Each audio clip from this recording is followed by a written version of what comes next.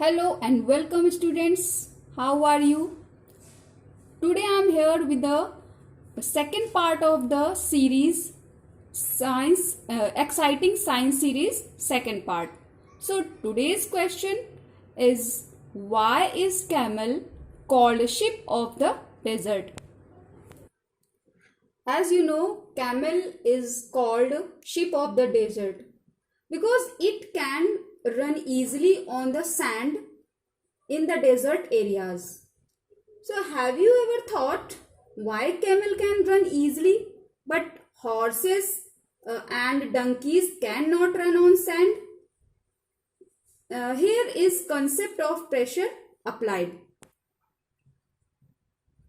We know that the area over which the force is applied, the smaller the area of contact, the greater is its effect. Means if the area of contact is large, then the effect of applied force is smaller.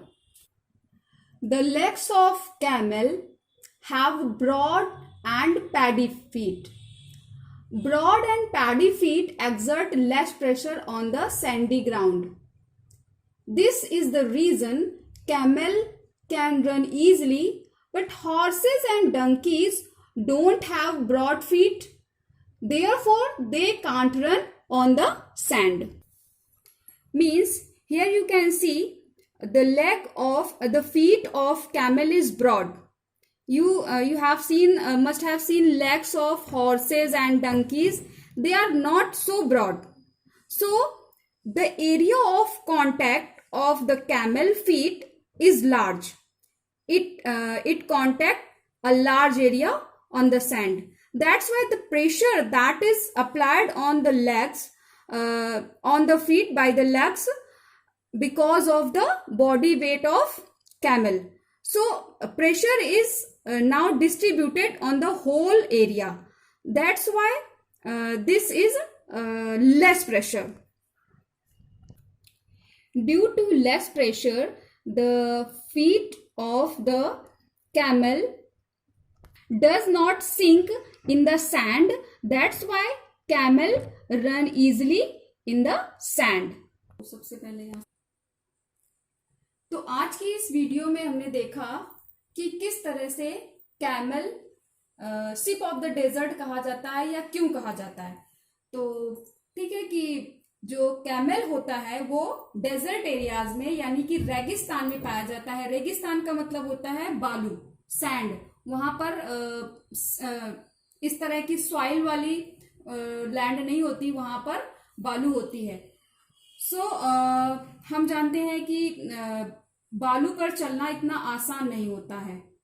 अगर हम बालू में चलते हैं तो हमारे पैर बालू में धंसते जाते हैं, लेकिन ये कैमल वहां पर किस तरह से इजीली रन कर लेता है, कैसे वहां पर दौड़ भाग लेता है। ये आसानी से दौड़ भाग लेता है सैंड पर, इसीलिए इसको शिप ऑफ द डेजर्ट कहा जाता है।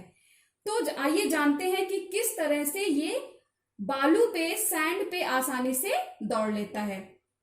इस पिक्चर में आप देख सकते हैं कि जो कैमल के फीट हैं वो यहां से कुछ ब्रॉड दिख रहे हैं और पैडेड भी हैं। पैडेड मतलब गद्देदार, चौड़े और गद्देदार।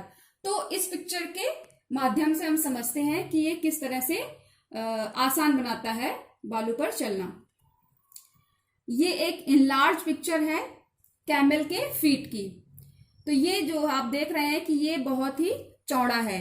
अगर आप देखेंगे कि हॉर्सेस और डंकीज में इस तरह के फीट नहीं होते हैं, ये चौड़ा होने के साथ नीचे से गद्देदार भी है। तो इसमें होता क्या है कि जो प्रेशर पड़ रहा होता है, एक बॉडी वेट, जो कैमल का जो बॉडी वेट है उसकी वजह से जो प्रेशर पड़ता है, उस प्रेशर को ये एरिया जो है कांटेक्ट एरिया, ये कांटेक्ट एरिया जो फीट का है, जो सैंड पर आकर पड़ता है, ये एक लार्ज एरिया है। जबकि हॉर्सेस और डंकीज के जो लेग्स होते हैं उनका एरिया कम होता है। क्यों? क्योंकि वो ब्रॉड नहीं होते हैं। कंपैरिजन ऑफ हॉर्सेस और डंकीज, इनके जो फीट, कैमल के जो फीट होते हैं, ये इनका एरिया लार्ज होता है, ब्रॉड होते हैं, जिसकी वजह से जो प्रेशर पड़ रहा होता है वो उस पूरे ब्रॉड एरिया पर पड़ता है।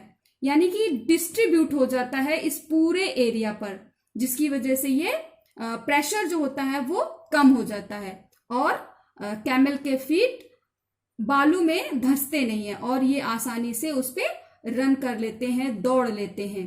लेकिन अगर देखा जाए कि हॉर्सेस और डंकीज के जो फीट होते हैं उनका एरिया कम होता है, उनके फीट चौड़े नहीं होते हैं, उनके फीट आपने देखे होंगे कुछ इस तरह से होते हैं, ज्यादा चौड़े नहीं होते हैं, जिसकी वजह से होता क्या है कि ये जो एरिया ऑफ कांटेक्ट है ये एक बहुत ही स्मॉल एरिया को कवर करता है। अगर एरिया स्मॉल है तो प्रेशर बढ़ जाएगा, एरिया यहाँ पर ज्यादा है तो प्रेशर घटता है। तो यहाँ पर प्रेशर ज्यादा होने की वजह से ये जो हॉर्सेस और डंकीज के फीट हैं ये आसानी से बालू में धंस जाएंगे, जिसकी वजह से ये आसानी से सैंड पर दौड़ नहीं सकते हैं। तो यही रीजन है कि कैमल को सिप ऑफ द डेजर्ट कहा जाता है। Thanks for watching. I hope you like this video. So do subscribe my channel and like my video.